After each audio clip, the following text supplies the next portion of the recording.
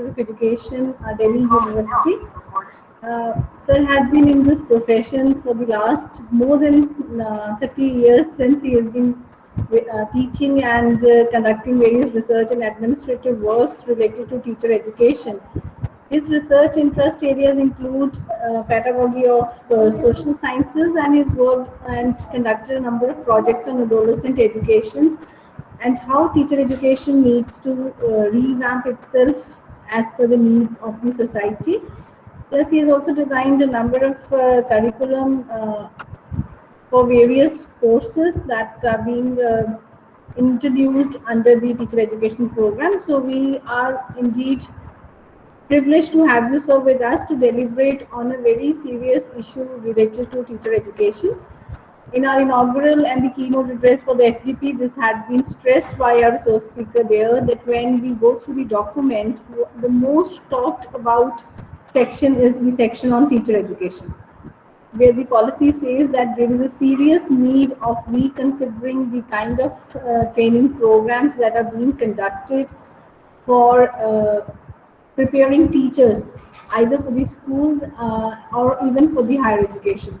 So they have really talked on that we need to seriously rethink and redesign our teacher education programs. Today in this session, we shall be discussing on that what lies ahead as far as the teacher education program is concerned with respect to the National Education Policy 2020. And without taking much of the time, I will request Sir to please discuss the various concerns of teacher education that needs to be addressed. Sir, please. Good morning, everybody. Good morning, sir. It's really a privilege and honor to be amongst you today. More than 50 participants from different parts of, largely from Punjab itself. And I'm grateful to Dr. Harneet Kaur, who is in charge of Department of Education, Shri Guru Granth Sahib, World University, Fatehgarh Sahib. Yes, sir, thank you so much. As Dr. Harneet was mentioning, I shall be discussing on national education policy and how it's going to impact our forte, our area of interest and work. Most of us in this group are working, that is teacher education. So I am not sure whether all of you are faculty members, or few of you are research scholars as well. But I am presuming that you people belongs to teacher education preferably. Am I right, Dr. Harneet? Yeah, so we have a number of participants from teacher education institutions, but at the same time, we do have a few people who are not directly related to teacher education, but they're working across different other academic streams like sciences or engineering, wherein they are into teaching. Yeah, thank you. So I'll try to address their concerns as well. So I should not be just talking of teacher education. I'll try to give a holistic understanding, my understanding on education policy and its probable impact on higher education. Within higher education, I'll be specifically talking of teacher education. So friends, we all understand this policy, National Education Policy 2020, is a much awaited document which has recently been released by Government of India. Prior to this, we had education policy in the year 1968 and 1986. And this is third education policy of independent India and first education policy of 21st century. So this policy is very special in multiple ways. One, this policy, what I understand, is the first policy which is for Indians, by Indians, and of Indians. Because this policy is talking of Indianness in particular, Indianness in education, Indianness in curriculum, Indianness in pedagogy. So this policy has a specific role to play and to promote Indianness in education in general. Now, this Indianness is there across the levels of education: school education, higher education, technical education, as well as professional education. Now, I'll be helping all of us to understand why I am saying this. When we say, when this is important to understand why and when a policy comes. A policy, be it a industrial policy, education policy, employment policy, population policy, any domain of policy. Whenever a new policy is announced by the government in a specific domain, it allow people working in that domain to relook, revision, revisit the whole domain, not only one aspect but the whole domain. Policy is something which allow us to do 360-degree review of the existing system in the concerned domain. And when we are talking of education policy, same education policy allow us to look into education at 360-degree domain. Why I'm saying 360-degree domain? It doesn't say policy is a guiding line, a vision document. And this vision document is there to guide and to promote education at least for next 20 to 25 years.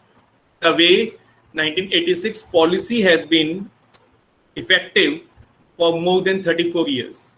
And prior to that, we had education policy 68, which remained effective for more than 22 years. So policy is there to guide and to provide a vision for education, for Indian education for next 25 years. Now, if you want to relate as in when we had major developments or major changes or major innovations in education. So I can relate it with the first document of Macaulay, 1833. You can easily relate it with the Industrial Revolution that time. Industrial Revolution presented circumstances which force us, motivated us means the then British government, the then British Indian government, to have an education system which will support and promote industrial policy.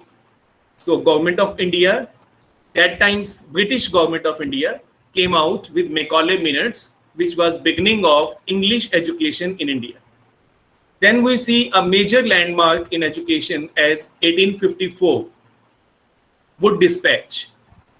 This is the time when we had electricity and diesel in place, and our lifestyle, our working, our general flavor of the society was greatly impacted by these electricity and diesel engines.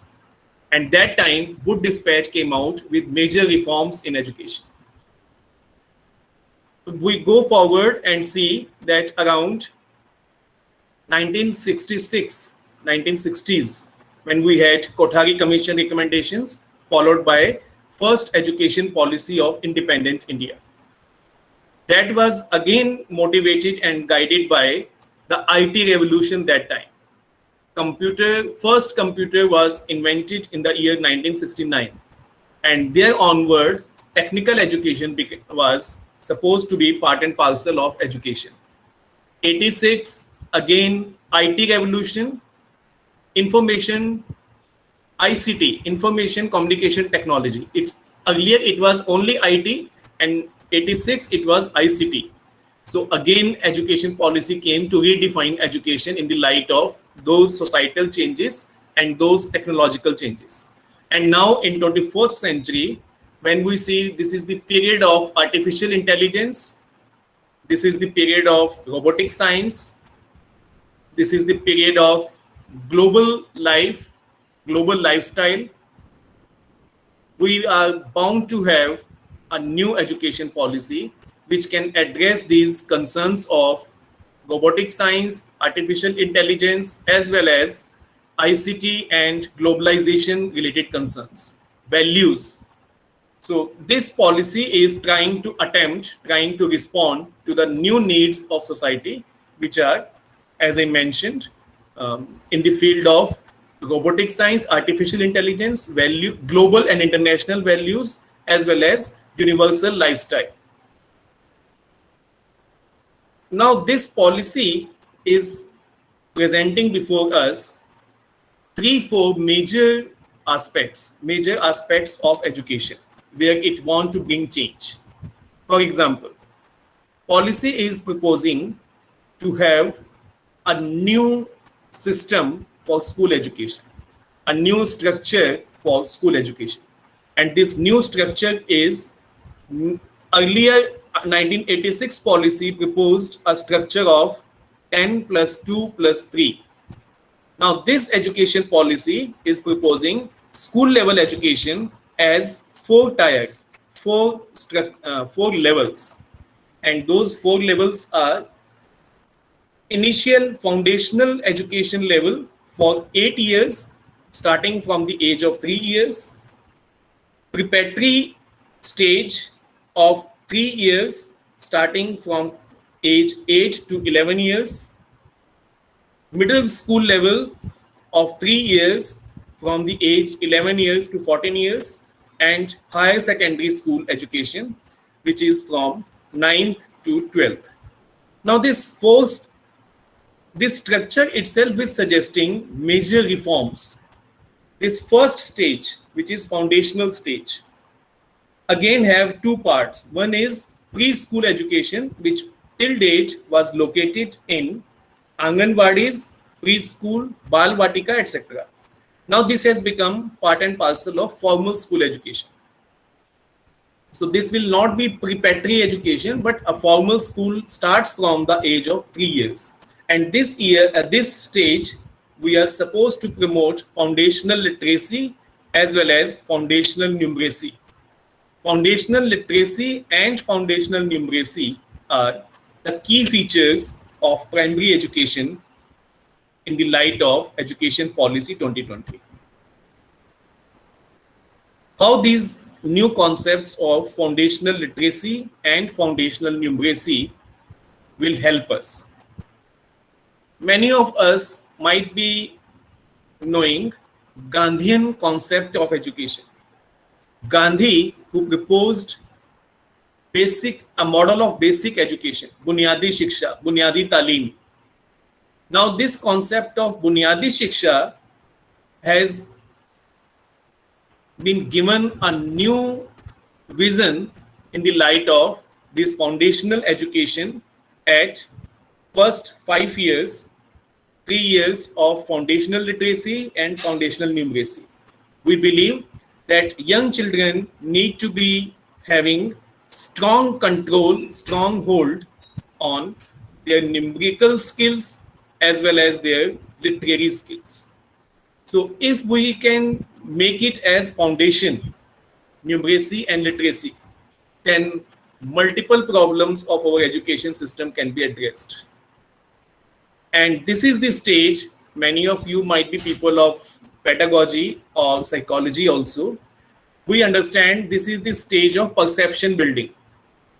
Early age, up to the age of 8 years, we call it perception building. Young people develop their own perceptions about life, about incidents, places, and people around them. So this initial stage of perception building need to be addressed with a specific pedagogy as well as specific curricular activities, curricular arrangements by the state bodies as well as by NCERT. The second stage in school education, which is for 3 years, which I am addressing as preparatory stage. This stage is the stage of conceptual development, conceptual learning. Young people tend to develop different concepts at this stage. They want to have their own notions about the people, places, and incidents around them.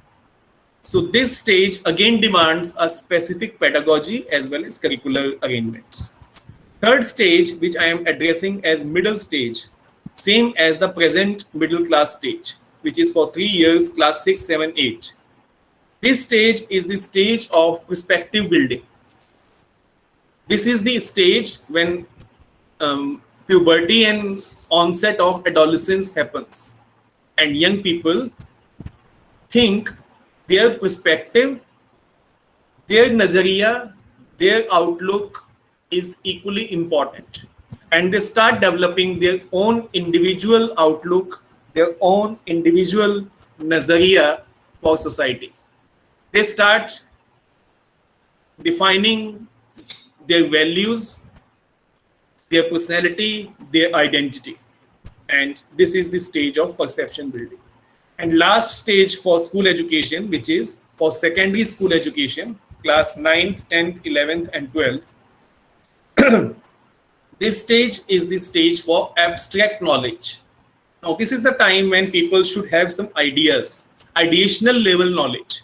They should not be just following the concrete definitions, but also floating new ideas, but also exploring new ideas, but also trying to define their own interpretations, their own meanings of certain concepts in the society, be it constitutional concepts, be it concepts from sociological perspective, psychological perspective, economic perspective, etc.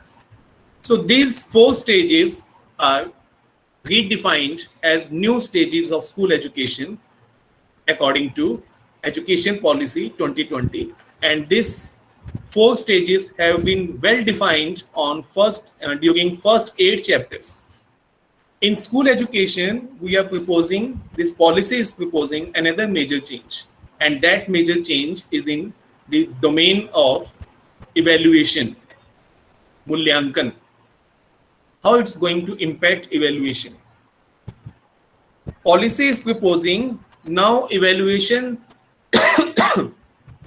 should not be evaluation of your knowledge, evaluation of your cognitive domain exclusively, but it should be evaluating your competencies of dealing with different situations of life. You are genius, you score very high marks, but at the same time you deal if given a difficult situation, if given a complicated situation, if you meet some failure in your life, you feel very, very disturbed, disappointed, low, depressive, nervous, and whatnot. So policy is suggesting, instead of promoting young children only with cognitive aspect of their personality, it should be assessing and evaluating their competencies with regard to how do they deal with difficult situation in their life, how do they deal with an unknown situation, how do they deal with a failure in their life. So in other words, I want to suggest policy is proposing to have personality assessment as a whole and not exclusively to academic and cognitive aspect of individuals. So this aspect of assessment, this new meaning and definition of assessment is supposed to bring a major change in school education in specific and our education system in general. So this is about school education, what new is coming. I am pretty confident and presuming that you must have gone through policy provisions by now, because it's more around 1 year when policy had been announced on 29th July 2020. So it's almost 1 year, precisely 11 months then when policy has been announced. So we, the people of education, whether we deal with the discipline education or not, but we are into education, we are into higher education, we are into research. we must have gone through the policy. So I'm not giving you more details. I'm just highlighting the chief features, and then I will try to come to the challenges regarding implementation of these provisions. How to take them forward in my university, Shri Guru Granth Sahib World University, Fatehgarh Sahib. How can this university implement education policy, the provisions of education policy in itself? How teacher education is looking at the policy provisions and how it's going to be impacted. So this is about school education. Now comes second domain of policy, second aspect of policy, second part of policy, which is higher education. Again, policy has given good 11 chapters are dedicated in re-envisioning, redefining, and revisiting higher education in India. Nowadays means for last 10 years, we are seeing that universalization of elementary education has almost been successfully closed. And now RAMSA, Rashtriya Madhyamik Shiksha Ayog. RAMSA is a new scheme, not Ayog. RMSA, Rashtriya Madhyamik Shiksha I am not sure. It's not Ayog. So this new scheme, RAMSA has come up. Please come again. So it's Rashtriya Madhyamik Shiksha Abhiyan. Yeah, Abhiyan. Thank you. Rashtriya Madhyamik Shiksha Abhiyan. So now focus has shifted from elementary education to secondary and senior secondary education. And people are talking of higher education in the same tone that higher education should also be accessible and available to everybody. Whosoever is interested, is willing to pursue higher education should be available and accessible to them. So this understanding policy has taken into account and has devoted 11 important chapters from chapter number 9 to 19 on higher education. Because we are the people of higher education in this group, most of us, faculty members or research scholars. So how higher education is going to be redefined? Multiple ways again. Higher education's one important aspect, one important domain is undergraduate courses. Policy is talking of 4 years undergraduate program, popularly known in University of Delhi, in my university, as FYUP, FYUP, 4-year undergraduate program. This FYUP is coming back. This has been there in many universities, but now government want to make Indian undergraduate programs as standardized and uniform across the nation. 4 years. Now this 4-year education, 4-year undergraduate program is coming up with multiple new features. For example, we are talking of multidisciplinary education. Even at school level, we are talking of multidisciplinary education. Now this multidisciplinary education abhi bhi tha. After class 10, students are allowed to opt their interest areas as their specializations and are allowed to pursue their specializations for their higher education. But now policy is suggesting if some student want to redefine their interest, they want to carry on physics with music, history with electronic science, English literature and Hindi language together, they must be allowed to do so. It should be credit should be defined, and learning outcome need to be defined. On the basis of learning outcome and credit earned by an individual will be certified for qualifying class 12. So whatever subject combinations he or she is interested in. Same choice, this flexibility of making choices is continuing in higher education, in undergraduate education. Colleges are supposed to be composite colleges, not standalone institutions. They are supposed to be multidisciplinary institutions, not a specialized institution for sciences and social sciences, but they must have sciences along with social sciences available in their campus. So students should be encouraged, motivated, and allowed to go with their preferences. I used to call it students are allowed to pick bouquet, allowed to pick different flowers to make their educational bouquet. I want to decorate my flower bouquet with yellow color flowers along with purple color flowers. I should be allowed. I want to take up political science with physics. I should be allowed. I want to take up mathematics with history. I should be allowed.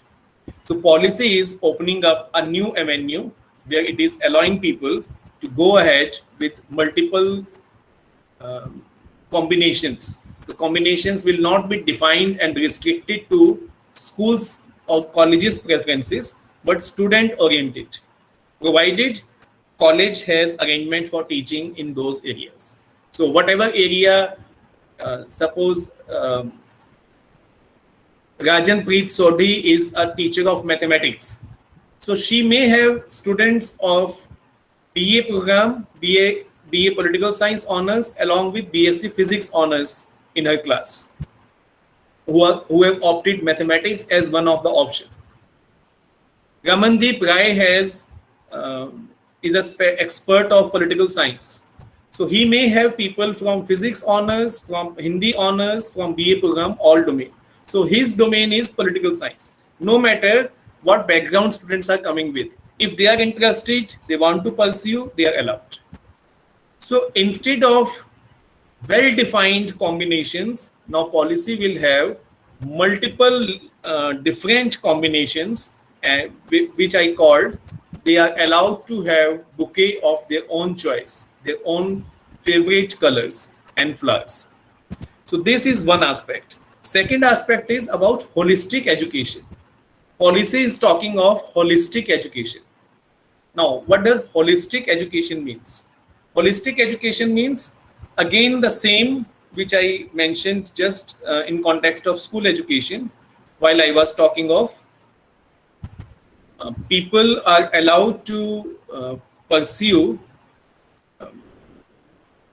this foundational literacy, foundational numeracy, along with other domain. So this holistic education says, we all understand objective of education is holistic development. Now this holistic development is inclusive of all faculties within my personality. My faculty, all senses, intellectual, literary, numeric, and electronic related, or what we call rationality related. So a student should not be prepared to be intellectual, literal, in literal sense, but holistically, I just now mentioned, evaluation system is going to be holistic evaluation, competency based evaluation. Same is translated here, same is carried forward here in higher education when it says students should be prepared not only in theoretical domain but also in practical domain. So skill oriented education, so job employment oriented education is need of the hour. My student should not have same question after every level. After 10th, we ask our young children, what do you want? What is your planning now? He said, pata nahi. After 12th, we ask, what do you want to pursue now? He said, pata nahi. तो guidance लेगा, counselling लेगा, teachers को बात करेगा, parental pressure deal करेगा, peers से discuss करेगा और वो कुछ ना कुछ आगे चलेगा. लेकिन वो कुछ ना कुछ चलने के बाद भी अगर कहता है कि पता नहीं, then there is crisis.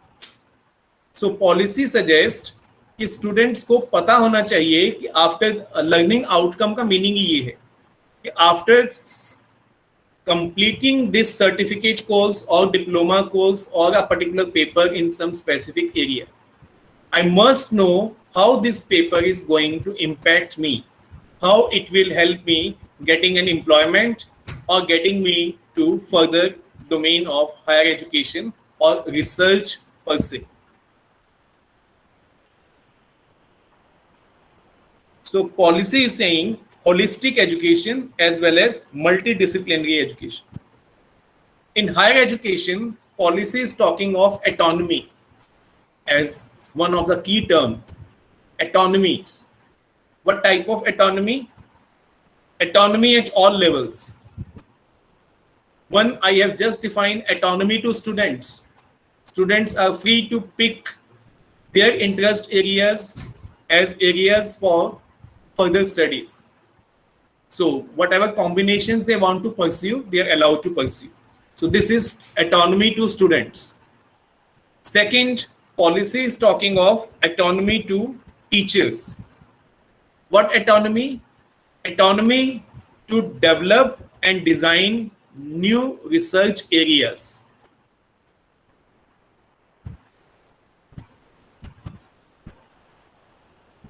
I have interest in adolescence education. I am a student of youth, democracy and education. This is my research area. I completed my doctorate in this field.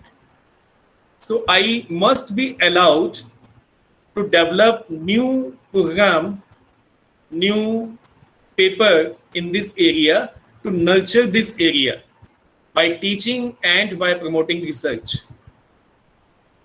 Madam Latika Kashyap is there. If she has developed an interest where she is mixing a combination of home science with, say, sports sciences. I'm just taking a raw example. So her area of home science along with sports sciences, nutrition for sports is her interest, and she want to focus on this. Policy allow her to prepare this area as a new specialization, to promote researches and to prepare an elective paper for undergraduate level as well as for postgraduate level. So this autonomy will be there to teachers.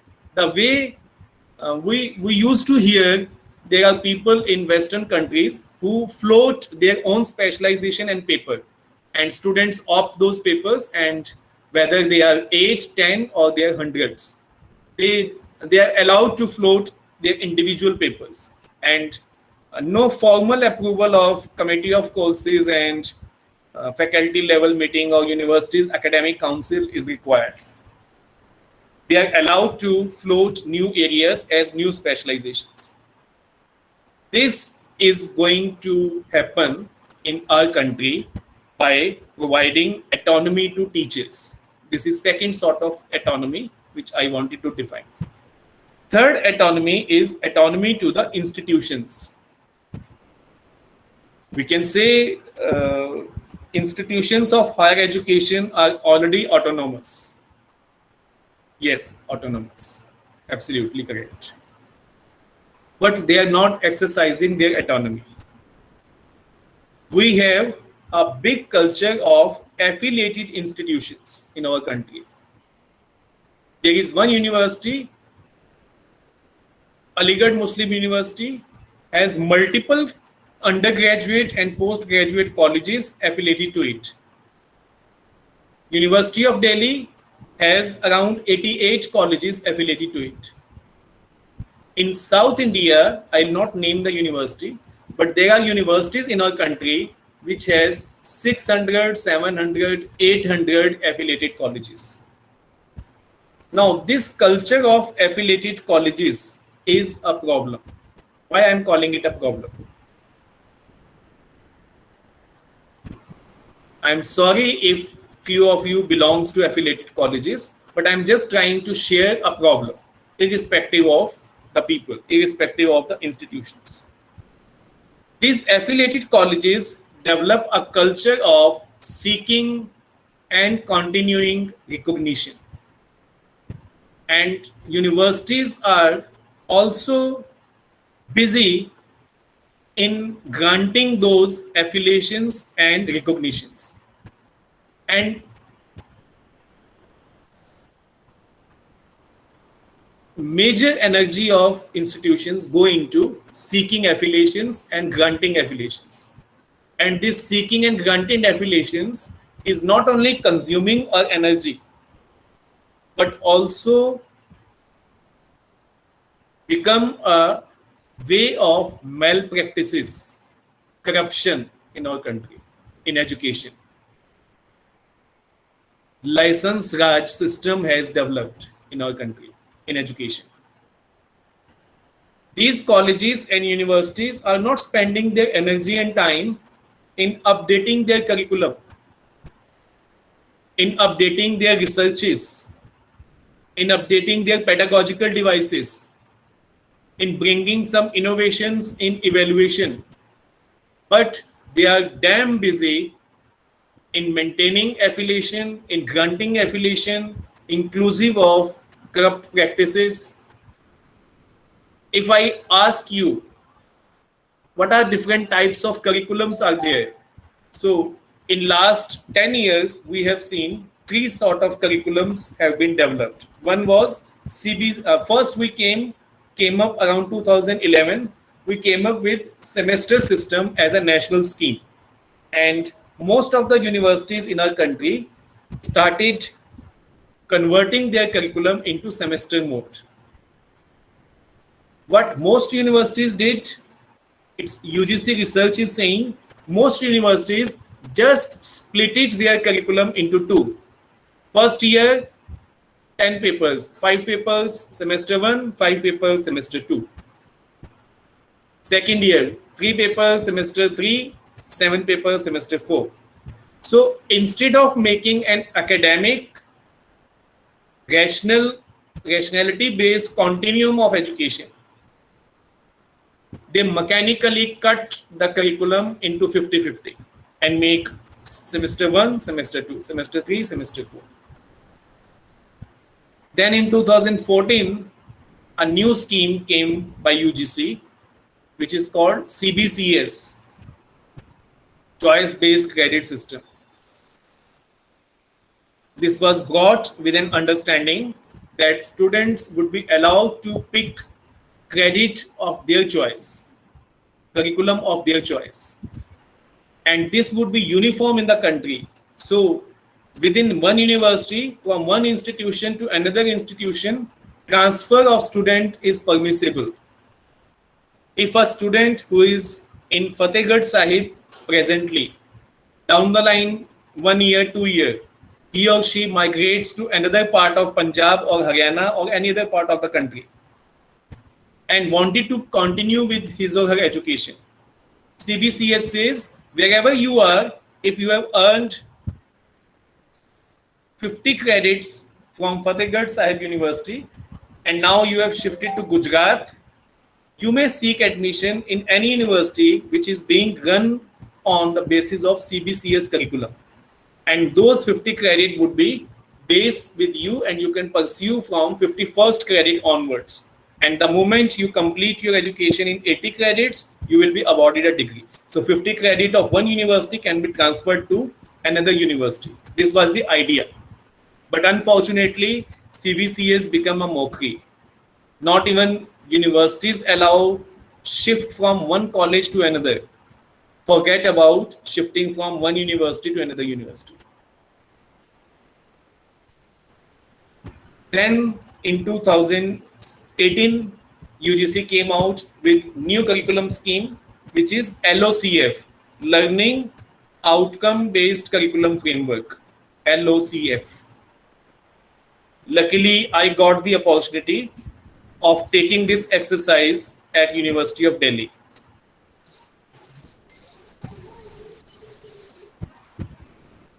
I was given responsibility to lead the team, core team, which was entrusted with this responsibility to develop LOCF based curriculum for University of Delhi at graduate level as well as postgraduate level. If you go to University of Delhi's website, you will find curriculum 2019 onwards. 19 onwards means these are the curriculum for LOCF based learning outcome curriculum framework. Why am I reading this paper? What am I supposed to learn from this paper is well defined in the first part of the paper. ये paper पढ़ने से learner will have this knowledge, this understanding, this critical writing. So 3, 4, whatever learning outcome is there is well defined, along with pedagogical suggestions, how this can be taught. I would really appreciate if Dr. Harneet could discuss with you after this session, just show you few 2-3 papers from University of Delhi website which are based on LOCF. I am saying it from University of Delhi website because till date I am given this understanding that only University of Delhi in the country has developed LOCF based curriculum. Now policy is suggesting all curriculum should be LOCF based. All curriculum, be it undergraduate, postgraduate, research specific. So these 2-3 things, and then in higher education, besides multidisciplinarity and holistic education, and third I mentioned autonomy of education. So this affiliated colleges which are dependent on universities for their curriculum upgradation, their policy upgradation, their evaluation mechanism upgradation, will be autonomous, will be allowed to develop their own curriculum.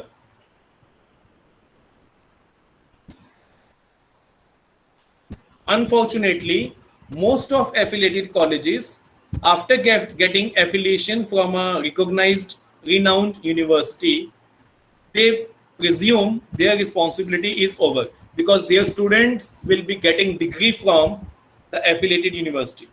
So whether they are teaching, non-teaching, whether they have good library or no, whether they have quality teachers or no, whether their profile have some research component orientation or no, they will get students because students are getting degree from Shri Guru Granth Sahib World University, which is renowned in this domain. Now, if colleges will become autonomous, they need to develop their own curriculum. They will be responsible for upgrading them. They will be responsible for conducting examination and declaring results. Degree value, whatever degree they are granting, market में उसका क्या value है या नहीं है, उसको establish करने, क्योंकि अब ये श्री गुरु ग्रंथ साहिब वर्ल्ड यूनिवर्सिटी का ऑटोमेटिक डिग्री नहीं है जिसकी मार्केट गुडविल इस्टेब्लिश हो गया तो हो गया. No, each institution will have to establish its credibility in the market, in the job market. जैसे आप देखते हैं मल्टीपल प्राइवेट यूनिवर्सिटीज हैं. अगर आप पंजाब में देखें, दिल्ली में देखें, एनसीआर, गुड़गांव, नोएडा में देखें, मल्टीपल 50 यूनिवर्सिटीज हैं कम से कम. All of them are not working equally. Few of them are working very good and few of them are even not known to the people. Why? Because they are responsible for their fate. They are responsible for their curriculum. They are responsible for their faculty development, for having qualified faculty, for having creative, innovative and rich labs, libraries. जहां अच्छे arrangements हैं faculty के, library के, वहां उन्हें marketing कम करना पड़ता है. और जहां लाइब्रेरी अच्छी नहीं, लैब अच्छे नहीं, स्पोर्ट्स फैसिलिटी नहीं, 1000-2000 गज की कोठी में यूनिवर्सिटी खुल गई थी, वहां उन्हें स्ट्रगल करना पड़ता है कि स्टूडेंट्स आए. तो पब्लिसिटी, एडवर्टाइजमेंट, उसमें एडमिशन ब्रांच एक्सक्लूसिवली मार्केटिंग का काम कर गई है. So this affiliation of this autonomy to institutions will not only bring responsibility but also be associated with identity, and this I believe is again a welcoming step. This new education policy has another feature of multiple entry, multiple exit. If some student is not able, not only some student, we all understand there is around 20% stagnation and wastage in higher education. First year में admission लेना और degree complete करना के बीच में 20% students are lost. Now this policy से their effort, their investment of time and money should not go waste. If they have completed first year, they have completed 15 credits, they should be given a certificate in concerned domain. उसमें कितने skills उन्होंने सीखा उसको define किया जा रहा है. Luckily, I am part of UGC's committee on National Higher Education Qualification Framework, NHEQF. ये इस कमेटी का हमें ये रिस्पॉन्सिबिलिटी दिया गया है कि वी नीड टू डिफाइन कि फर्स्ट ईयर के बाद अगर स्टूडेंट को सर्टिफिकेट देना है तो उसमें कौन कौन सी कॉम्पिटेंसीज कितने क्रेडिट की होनी चाहिए, तो वो सर्टिफिकेट के लिए इक्विवेलेंट माना जाएगा. So we are suppose to define qualification framework.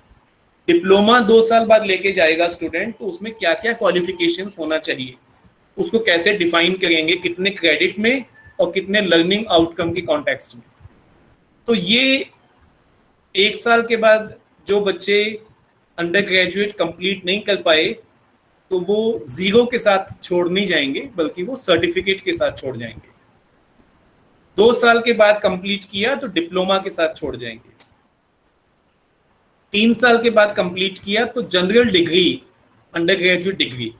4 साल के बाद कंप्लीट किया तो स्पेशलाइजेशन डिग्री विद रिसर्च 4 साल के बाद, क्योंकि 4 साल की डिग्री करने वालों को 1 साल का पीजी करना है, 1 साल का पोस्ट ग्रेजुएट करना है. और MPhil policy is proposing to scrap. उसके ऊपर डिबेट डिस्कशन हो सकता है, but now since policy is suggesting to scrap, so it has to be scrapped from all universities in the country. Debate हो सकता है कि एमफिल के कुछ मेरिट्स हैं, कुछ डीमेरिट्स हैं. I am one of those who believe MPhil is sheer wastage of time. MPhil एक वाया मीडिया बन गया रिसर्च डिग्री लेने का और यूनिवर्सिटी सिस्टम में बने रहने का.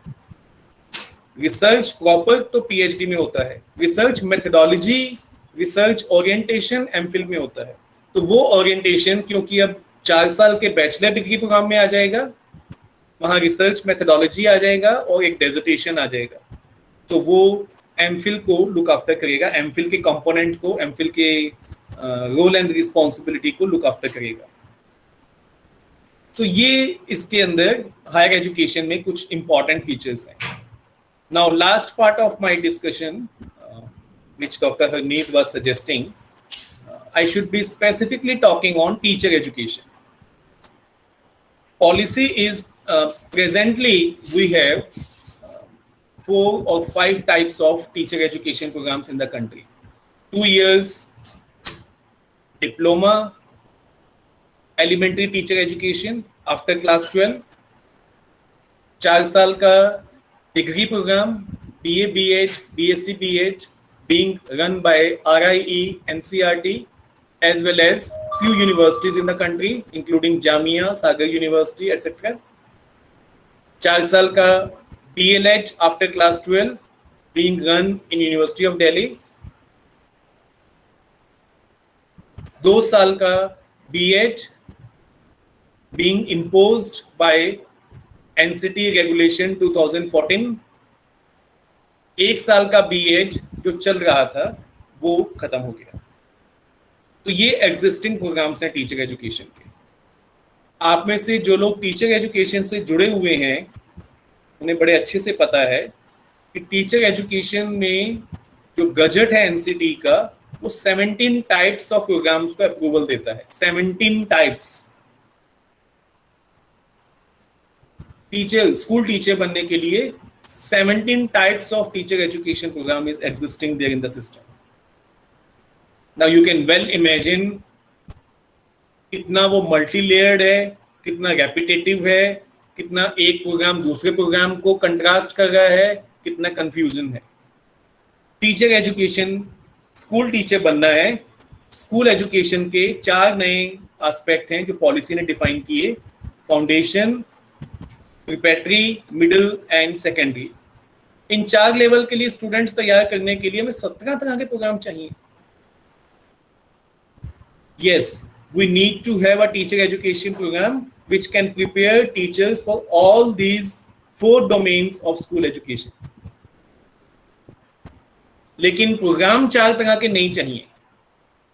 NCT has recently came with the idea, policy is proposing 3 types of programs for teacher education.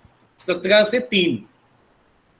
एक policy is proposing as the key program for teacher education would be ITEP, Integrated Teacher Education Program, ITEP, Integrated Teacher Education Program.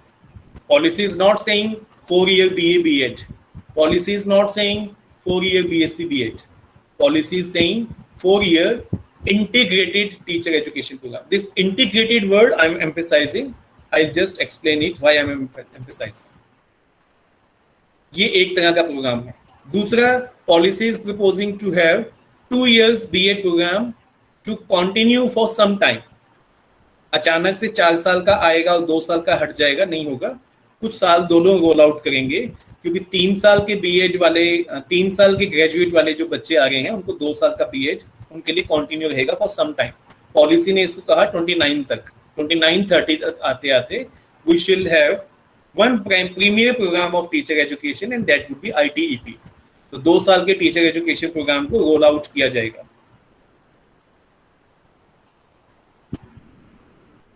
इसके अलावा policy propose करती है 1 year teacher education program. 1 year most popular, most successful teacher education program of the country, जिससे मैं पढ़ा, आप में से बहुत से लोग पढ़े, आपके टीचर्स बहुत से पढ़े। 1 साल का B.Ed, 1 साल का M.Ed। वो उनके लिए होगा जिन्होंने 4 साल का ग्रेजुएशन किया या जिन्होंने मास्टर्स किया, उनके लिए 1 साल का B.Ed होगा। जिन्होंने 3 साल का ग्रेजुएशन किया, कुछ टाइम के लिए उनके लिए 2 साल का प्रोग्राम चलेगा। और 12th के बाद जो बच्चे टीचर एजुकेशन, स्कूल टीचिंग में आना चाहते हैं, उनके लिए 4 साल का ITEP होगा। नाउ पॉलिसी ने ये कह दिया, अब इसको इम्प्लीमेंट करना है। स्कूल एजुकेशन में 4 levels of school new structure with 4 levels, foundational, preparatory, middle and secondary. University education में 4 year programme with 1 year master, with multiple entry, multiple exit, with academic credit bank,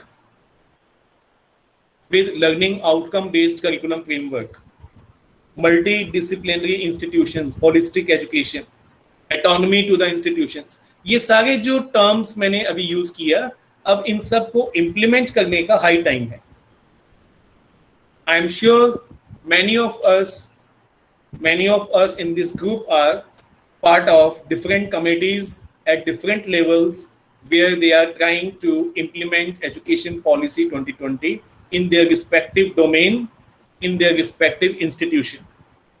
आप under graduate पढ़ाते हैं, post graduate पढ़ाते हैं, teacher education पढ़ाते हैं, school में हैं, हर लेवल के ऊपर पॉलिसी के इम्प्लीमेंटेशन को लेके रास्ता ढूंढा जा रहा है, स्ट्रगल किया जा रहा है। पेंडेमिक ने काफ़ी स्लो कर दिया। पेंडेमिक की वजह से बहुत सारी चीज़ें बहुत स्लो हो गई। ब्लेंडेड मॉडल लर्निंग का, ऑनलाइन टीचिंग का आ गया, जिसकी वजह से आज आप और मैं एक ऑनलाइन सेशन में बात कर रहे हैं। ऑनलाइन सेशन में इस बात को समझ रहे हैं how education policy is going to impact teacher education in the country.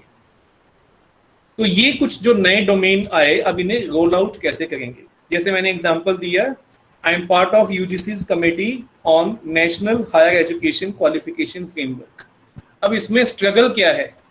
Struggle है, जैसे मैं सिर्फ एग्जांपल के तौर पे आपसे शेयर कर रहा हूँ। स्ट्रगल है कि 1 साल के बाद अगर वो अंडर ग्रेजुएट स्टूडेंट छोड़ देता है और उसे पॉलिसी कहती है कि आप सर्टिफिकेट्स दे के भेजेंगे, तो सर्टिफिकेट देने के लिए उसका लर्निंग, उसकी कॉम्पिटेंसीज उसके skills क्या होने चाहिए. So we need to define those skills, those learning outcomes which he or she should be possessing of. 2 साल के बाद डिप्लोमा लेके जाएगा तो क्या लर्निंग आउटकम, क्या कॉम्पिटेंसीज और क्या स्किल्स उसकी डेवलप होने चाहिए, तो उससे वो डिप्लोमा जस्टिफाई होगा. तो ये अपने आप में academic credit bank, academic credit multiple exit है तो मल्टीपल एंट्री भी है.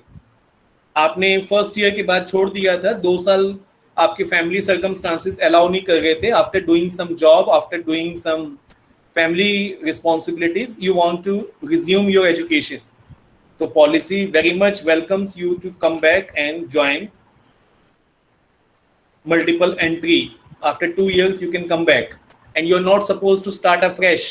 You can start from the point where you have left. If you have completed first year, you can come and join second year straight away with those first year credits in your academic credit bank. Academic credit bank is a virtual concept. How these credits will work, how these credits will be preserved, and how these credits need to be defined.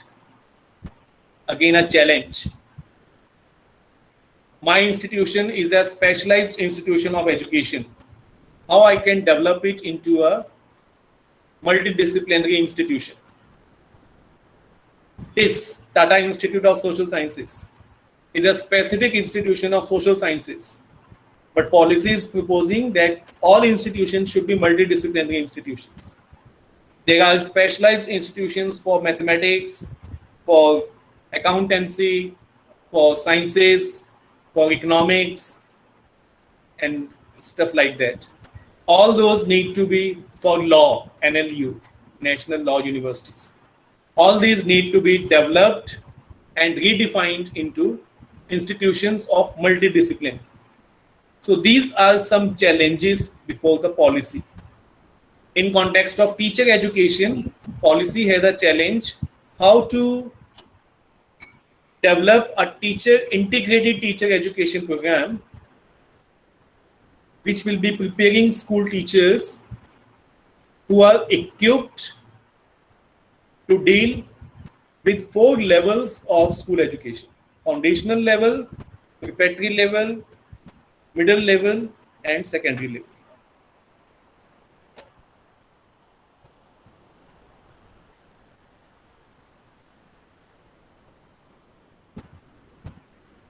How can we bring the component of Indianness in our education system? There are people who, I don't know for what reasons, but there are people who feel very apprehensive about Indian knowledge. Indianness. What is Indianness? Indianness means whatever quality knowledge component is there in India, Indian thinkers, Indian experiments should become part and parcel of our formal education. Why are we depending on Western education and European education all the time? Post 70 years of independence, can't we have Gandhi, Gijubhai, Tagore, Jaddu Krishnamurti? Can't we promote them as Indian educationists? Can't we promote their models of education as Indian models of education? Can't we promote constitutional values among young children, young people? What are our constitutional values? Our constitutional values are no less than universal values. They talk of equity, they talk of equality, they talk of liberty, they talk of justice, they talk of social justice. Why these cannot be promoted with Indian flavor? Why we want to depend on Western thinkers to understand social justice? Bourdieu. Why we want to depend on Western thinkers? Paulo Freire. Why child-centric pedagogy is coming from Montessori and not from Gijubhai?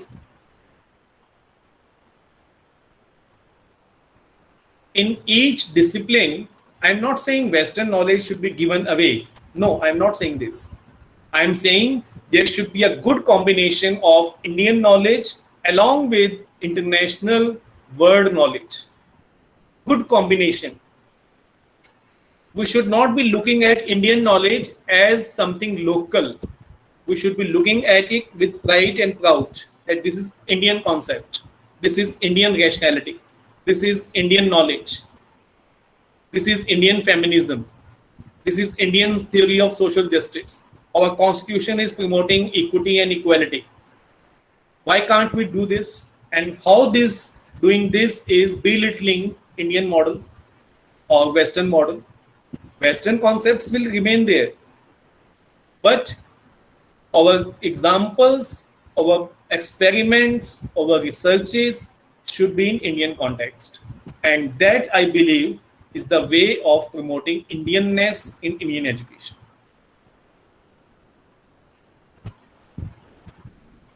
Few people got alarmed by the name Indianness.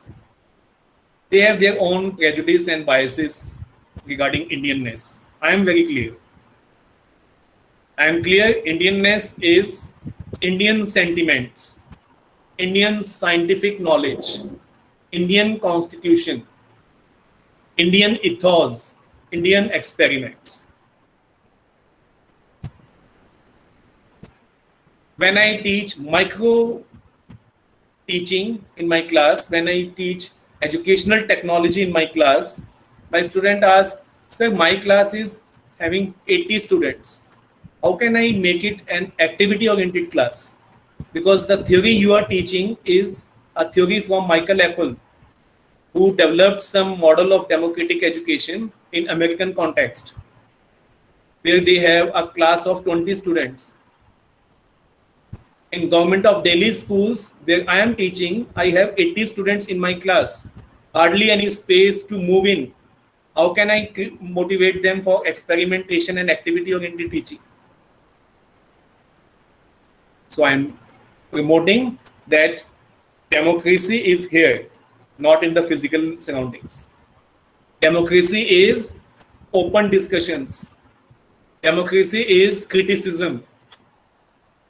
Democracy is critical thinking.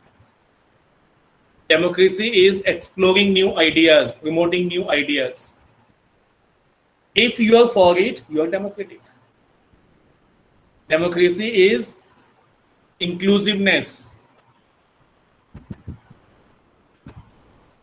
So if you are open-minded, inclusive, forthcoming, believe in experimentation, you are going democratic model. तो आपके students को आप बोलने का मौका देते हो, उनके कॉन्टेक्स्ट को कंस्ट्रक्टिविज्म के थ्रू क्लासरूम के कंटेंट का हिस्सा बनने का मौका देते हो, आप उनके इवैल्यूएशन को कॉम्पिटेंसी बेस्ड इवैल्यूएशन में कन्वर्ट कर देते हो, आप अपनी क्लास में इंडियन इथॉस को डिस्कस करते हो, चाहे वो वैदिक है, चाहे वो गुरु ग्रंथ साहिब से आया है, चाहे वो कुरान शरीफ से आया है, इंडियन इथॉस को डिस्कस करते हो, तो आप डेमोक्रेटिक हो.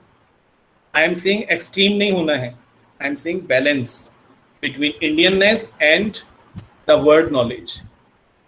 Minimum 50% Indianness should be there along with Western knowledge. Only then our young generation will be proud of Indian context and Indian knowledge.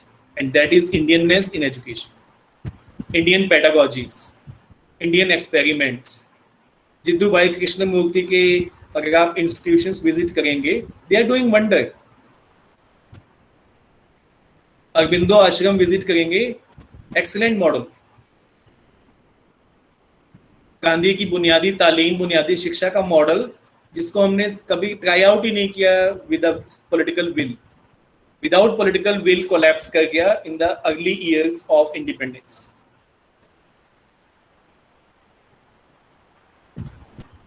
Women education western concept नहीं है, women education Indian concept भी है.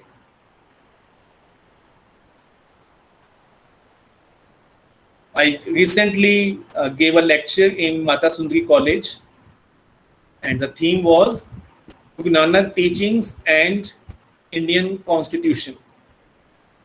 और मैंने वहाँ सिर्फ यही समझाना चाहा कि इंडियन कॉन्स्टिट्यूशन का जो वैल्यू है इक्वलिटी का, वो गुरु नानक के जो लंगर का कॉन्सेप्ट है, वंड खाओ का कॉन्सेप्ट है, उससे जुड़ा हुआ है। फेमिनिस्ट थ्योरीज, आप 21st सेंचुरी में जो बातें कर रहे हैं, गुरु नानक ने वुमेन को क्या हाई प्लेस पे रखा, जिस जम्मे राजान का जो कपलेट आता है वहां से जोड़ा, इक्वालिटी को जोड़ा, इंडिविजुअल फ्रीडम को जोड़ा। तो गुरु नानक देव की टीचिंग्स और मॉडर्न कॉन्स्टिट्यूशन ऑफ इंडिया, बहुत सारे वैल्यूज वहीं से आते हैं, बहुत सारे वैल्यूज हमारे पैगंबर मोहम्मद साहिब के इथॉस से आते हैं, बहुत सारे वैल्यूज इंडियन हिंदू मैथोलॉजी से आते हैं। तो अगर उनसे जोड़ने में हम इंडियननेस को प्रमोट कर सकते हैं, तो why this shame, why this guilt, why this hue and cry? So with this, I'll stop here and would love to answer a few questions if time will allow and if organizer Dr. Harneet Kaur will allow us. Definitely, sir. I would also like to have a few questions from the participants, but I have very obedient students. They don't put up questions to their teacher. So, but I have one question to ask. Like when we talk of having multidisciplinary higher education institutions, right? A few years back, we came up with the concept of having specialized universities. Like we had teacher education university, we had a law university. Punjab has yet not established its teacher education university, and we have one in Haryana, but not in Punjab. We have a sports university coming up in Punjab. The campus have not yet started. Like they started last academic year only.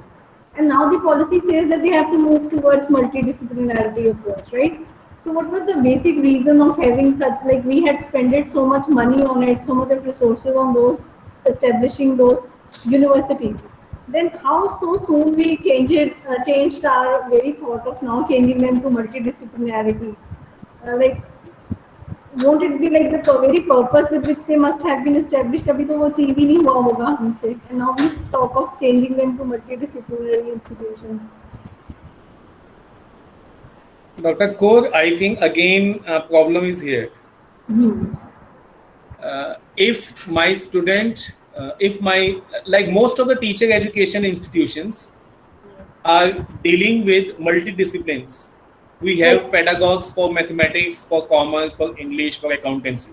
So within teacher education institutions, we have multiple disciplines within it. If we want to convert it into composite institutions now, instead of standalone institutions for B.Ed, then students who are pursuing BSc will be discussing, this multidisciplinary institution will break hierarchy into context. One hierarchy of discipline. Science वाले genius हैं. Who said this? हमें भी लगता था Social science hierarchy of disciplines came from sciences, engineering, medical, law, social sciences, humanities at the end of it, and vocational education at the tail of it. If we have students from different disciplines within same institutions interacting among themselves, the way I was suggesting, somebody is attending classes of mathematics and the student are coming from BA pass, political science honors, BCom honors as well as physics honors. तो जो discipline की hierarchy थी, mathematics पढ़ने वाला मैं भी हूँ, जो पॉलिटिकल साइंस ऑनर्स से हूँ आप भी हैं, जो बीटेक कर रही हैं, पूजा गिरी मैडम हैं जिन्होंने हिंदी ऑनर्स किया है, दीपाली हैं जिन्होंने इंग्लिश ऑनर्स किया है। तो जब एक ही डिसिप्लिन को हम सब पढ़ रहे हैं तो उसमें जो डिसिप्लिन की हायरार्की हमने बना दी वो भी तो टूटती है, वो भी तो चैलेंज होती है, and that is very important. इसी की वजह से रिसर्चेस में आपने नोट किया होगा, रिसर्चेस में most of the funds are granted to sciences as if social science doesn't do any research. ICSSR, social science council of social science research, वो कहता है कि इंडिया में टोटल एजुकेशन के बजट का 0.69% is spent on research. 0.69% education के total budget का only 0.69%, not even 1% is spent on research. अब इस 0.69 में सोशल साइंस रिसर्च की हालत ये है कि 0.0002%, and most of the funds, research fund, go to sciences, electronics, engineering and medical. So this hierarchy need to be challenged among people as well as among disciplines. No discipline is superior, no discipline is inferior. All disciplines are important. It depends on my interest, it depends on my choice which I want to pursue.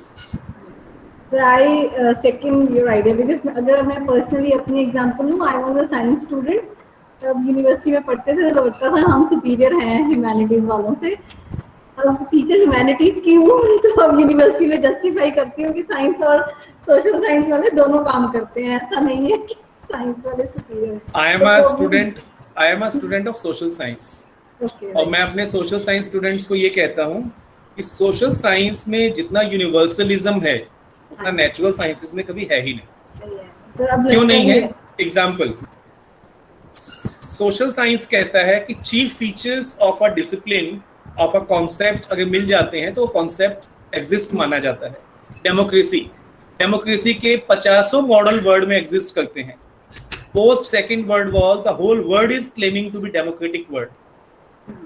वो 50 model exist कर रहे हैं क्योंकि उनमें democracy के कुछ common features exist करते हैं. वहाँ पीपल पार्टिसिपेशन है, फ्रीडम है, एटोनमी है. अब वो चाहे पार्लियामेंट्री डेमोक्रेसी है, प्रेसिडेंशियल डेमोक्रेसी है, मोनार्की डेमोक्रेसी है, डिक्टेटोरियल डेमोक्रेसी है, कोई भी मॉडल है. नेचुरल साइंस कहता है H2O इज वाटर. एक कंपोनेंट थोड़ा ऊपर नीचे हुआ वो पानी नहीं बनेगा, रिजल्ट इज चेंज्ड. तो एडेप्टेबिलिटी किसमें ज्यादा है? सोशल साइंस सोसाइटी में आने वाले सारे चेंजेस को साथ लेके चलता है और उससे वो नई थ्योरीज डेवलप करता है. तो this way I can not go in detail because of the possibility of time, but I just wanted to suggest that each discipline has its own strength, each discipline has its own value. Music, ये music वालों को क्या आता है? जो music वालों को आता है हमें तो आता ही नहीं है. म्यूजिक वाले की जो एस्थेटिक सेंस है, उसकी जो अप्रिशिएट करने की जो कैपेसिटी है, जो वो मेंटल पीस के लिए जो म्यूजिक को यूज कर रहा है या कर रही है, वो हमें तो समझ ही नहीं आता. कितने नोट्स हैं, कितने सुर हैं, we are illiterate on that. ग्रंथी बनना, पाठी बनना itself is a specialized task. ठीक उसी तरह जैसे एक इंजीनियर बनना. इंजीनियर को बोलो पढ़ के दिखाए पाठ, पता लग जाएगा. Agreed. Yes, sir. So we need to break this hierarchy in our mind about disciplines, about professions, as well as about people. ये अब करते हैं sir. When I teach my students the very first day, I tell them कि कोई आपको ये कहेगा कि BA पढ़कर क्या करना है. BA पढ़ के मेरा DC लगेगा. And you need to tell them कि BA पढ़कर ही DC लगते हैं. अगर सिविल सर्विसेज करना है तो BA करना है. So tell them every subject is important. That is we need to. So one last question, just one, because you know this is one question I put up to every person because I've been into teacher education since last 14 years. We had so many students who passed out did their BEd with us. If I say, see, one thing is this कि यहाँ पे हमारे पंजाब में ऐसा लिखा है कि 10th में आपको पंजाबी पढ़नी जरूरी है if you want to do a job in Punjab, right? Once there was a candidate जिसने 10th में पंजाबी नहीं की थी, but he did Punjabi in +2. उसका कैंडिडेचर रिजेक्ट कर दिया डीलिंग क्लर्क ने ये कह के कि आप एलिजिबिलिटी क्लियर नहीं करते. The very purpose of having 10th in Punjabi in 10th was कि आपको पंजाबी समझ में आए. अगर उसने +2 में भी की है तो उसको समझ में आ रही है. जैसे one thing this happen. Second होता है कि when we have a recruitment policy which clearly defines कि अगर आपको सोशल साइंसेस में टीचर लगना है, दीज आर द 2 सब्जेक्ट्स जो आपको ग्रेजुएशन में पढ़े होने चाहिए. I had a student with me who was BSc biotech. She was denied the job of science teacher because she didn't study botany zoology in her graduation, right? And she is the first student from Guru Nanak Dev University to have done additional botany zoology so that she becomes eligible for the job of a science teacher. When we have such kind of a scenario, how do we think of changing our courses into multidisciplinarity first before revising the recruitment policies? Like, don't we need to first think on these lines that the recruitment systems also need to be redefined first, and then we go on to redefine our curriculums or giving options to the students? तो कहीं ऐसा ना हो जाए कि बच्चा graduation तो कर जाए, बाद में एम्प्लॉयमेंट अपॉर्चुनिटीज के time he faces a problem. बहुत वैलिड क्वेश्चन कंसर्न है आपका, because at multiple levels while discussing implementation of policy, we are receiving such queries and questions about logistics, about structure, about recruitment rules and promotion rules in different organizations. And surely policy implementation plan will take care of this. Don't worry. UGC is well aware of if 4-year undergraduate is there and 1-year postgraduate is there, then who is going to do 2-year postgraduate? Yes, And sir. how this 2-year postgraduate can be replaced by 1-year graduate? So 1-year graduate PG is only for 4-year undergraduates, Right. not for 3-year undergraduates. 3-year undergraduates are supposed to do 2-year post graduation to meet the needs of research methodology components there. तो इस तरह से ये चीज़ें बहुत अच्छी consideration में है और इससे एक होलिस्टिक चेंज आएगा. जैसे मैंने स्टार्टिंग में कहा था, policy is proposing a vision, और वो विजन अगले 5 साल में एग्जॉस्ट नहीं होता है, वो 25 साल में एग्जॉस्ट होता है. तो उसमें जैसे जैसे इश्यूज चैलेंजेस आते हैं तो पॉलिसी के साथ साथ उसके सॉल्यूशंस ढूंढे जाते हैं. ढूंढना is a binding on the system. ये सिस्टम का प्रॉब्लम है, ये इंडिविजुअल का प्रॉब्लम नहीं है. इंडिविजुअल थोड़ा सफर कर सकता है, उसको सफर करना पड़ सकता है for a short duration, but in the long run solution will come. Definitely, I do feel personally also that in the long run this helps, because this gives me an option of doing something which interests me. Like suppose if I was a science graduate, I couldn't study literature because I was not given this option. Like if this policy gives an option to a science graduate, this would definitely help me. There is no denying fact, I personally feel. But the only thing is that yes, if UGC will take care of these things, because I feel this has to be integrated with each other. Everything, what we plan to do in the classrooms and how do we plan to employ those graduates, this has to be taken care of. Only then we'll be able to make this a success. Because I mean, every one of us has faced these issues. We keep convincing everyone that all streams are equal. Even music people have to do something which now is this concept of stream will go. Yes, and this So will help people will have total say 80 credits for 12th. So 80 credit coming from all different combinations. So no stream would be there. There's science, non-science, or this. No stream will be there. But then this is otherwise good for the student, because this will help him to do what he each discipline will have equal value, equal importance. Right. Thank you so much, sir, and I would love to continue this association with you in future also, because it was such a nice session. And the best part was that you shared with us that you are part of the National Curriculum Framework Committee. So obviously that is something which is going to be of great help for each one of us. Sure. And thank you for joining us and giving us such a nice deliberation on the thing. Thank you, sir. Thank you so much. Thank you. Thank you. So to continue with the session, we have with us Ma'am Jasmeer Chahal, who has joined us, and a very pleasant personality, and she'll be discussing with us the concerns which we teachers need to address, or what challenges this policy offers to us as teachers.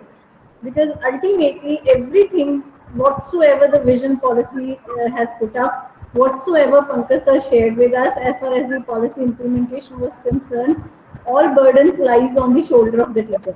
Because what will get transacted in our classrooms is actually what will decide the attributes our graduates will develop. So this is a very topic where we all need to think also that how this policy, the challenges or the changes which the policies expect from all of us as teachers, and ma'am will discuss these in detail today. So over to you, ma'am, for the session.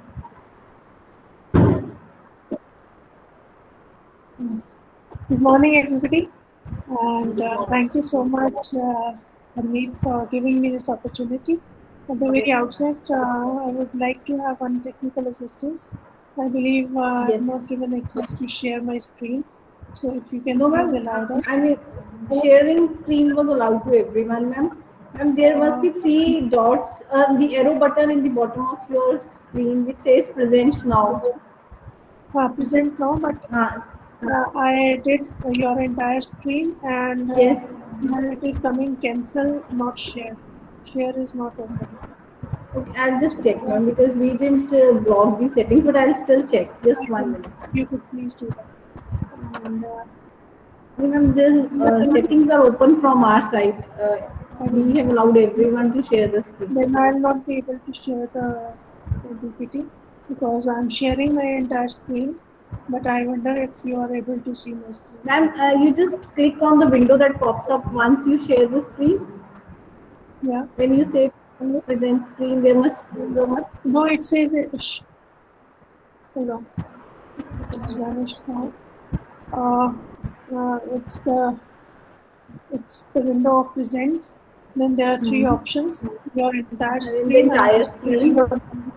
Yeah, I'm clicking on that. And after Right. that, it is coming sharing the entire screen. And there is no cancel, nothing. Ma'am, click on this. Click on the window which comes up. Ma'am, click on the window that comes up in the tab, and then click on share.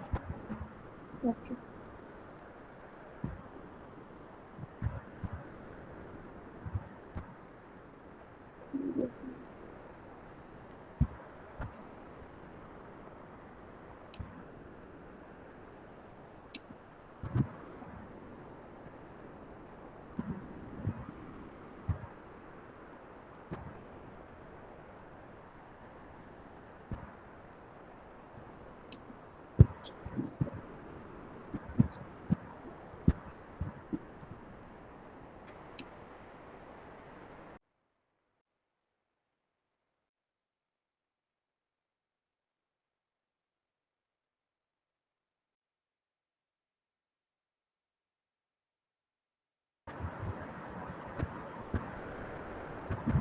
We'll just wait for ma'am to rejoin. I suppose today the weather conditions are not